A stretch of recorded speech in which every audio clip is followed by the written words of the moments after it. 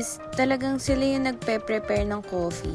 Tapos grabe, yung strong ng coffee nila dito. Naku, perfect sa mga mahihilig na coffee lover like me. And makikita mo talaga is talagang di sila nagtitipid sa milk, sis. Sobrang sarap ng combination ng kape nila dito. Must try. Yung next naman pala nating in order is yung classic chocolate, 108 pesos only, and this is 9 out of 10. This is made of classic cocoa drink by Hershey. Grabe.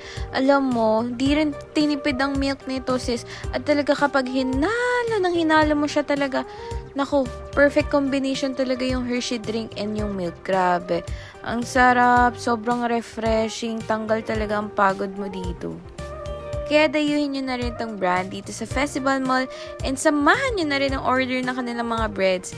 Nako, tuwang-tuwang yung family dito. So, yun lang. Please like, share, and follow. Bye!